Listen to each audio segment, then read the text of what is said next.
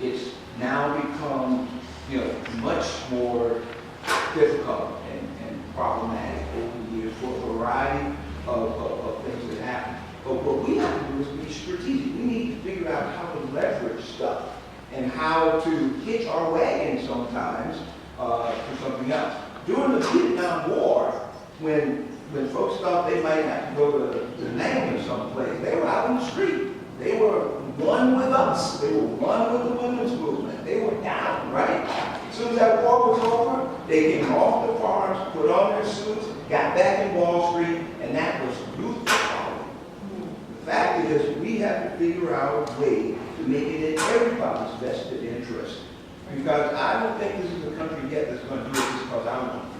And I just want to say, I totally agree with you, but I think the thing that we don't have is who knows that. I mean, there's a lot of things that people know that everybody doesn't know. So some people might know it, but there are a whole lot of people that don't know it. And that's one of the problems I see. It's like, I mean, there's excellent analysis of racism and of colonialism and everything in the 60s and the 50s and the 70s, whatever. But the fact is that a lot of people don't know that stuff now. I think history is a real problem. Yes. I wanted to add the question around the funding piece.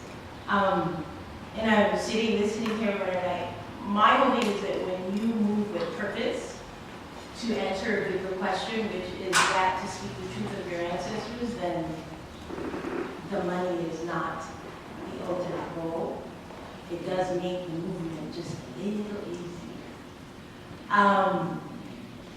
No one told me it was going to be this hard.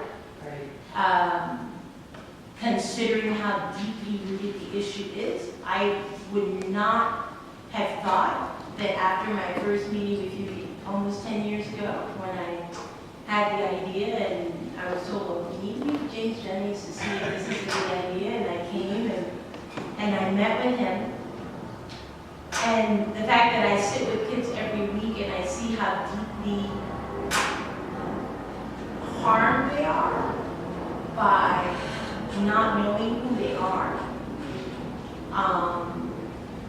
I don't understand why we don't get the money. And it's not an issue of it's not the right brand, because we have changed it, tweaked it, neutralized it, put in the words that they need to see. But if you don't know this, and you don't want to know this, because you yourself are afraid, then you're not going to give us the money. I come from a school that I do not think the foundations that are currently in Boston, and some even nationally, are willing to truly address the issue of race. I think some are safe with how it's being paid out. Because NAACP, if you want to address race, include me in your conversation. It's not just an African American conversation. It's an immigrant conversation. National Council La Raza, if you want to change how you move, stop putting the face of Latinos being Mexicans. We're not all Mexicans. We're not all Chicanos. They look like me. Irish and Canadians and the So, immigration. Urban League, all these anchor organizations that sit at, I go to this Kellogg conference every year, and the anchor organizations, and last year I was like, so when are you going to change your story? If they are not changing it, and they're the ones that are called every time there's a crisis around the country, then what makes you think you're going to understand what I'm doing? Where was National Council La Raza during the Trayvon Martin case? Which is a piece that I just wrote coming out in the book. George Zimmerman was part Latino. That speaks to a Latino's internal conflict of, I am not a person of color, and I see another person of color as a threat. Where were they in that conversation? It was not just the black issue. The immigration issue is not just a Latino issue. Black immigrants don't even get mentioned when we're talking about an immigration issue. So when we talk about funding, we're not getting it. The ones that are playing it safer. We have a sister organization here in Boston that is founded by a dear friend of mine. She does Latina leadership. She's safe. She has been able to walk into spaces and get a level of money with minimal work.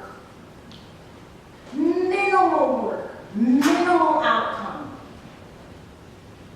And Cuento is not just a Boston organization. We're known nationally and internationally. And yet she has been able to walk in and get money, get on TV, get folks to show up for meetings because her work is safe. It doesn't have race attached to it. If it doesn't have race attached to it, everyone's going to show up.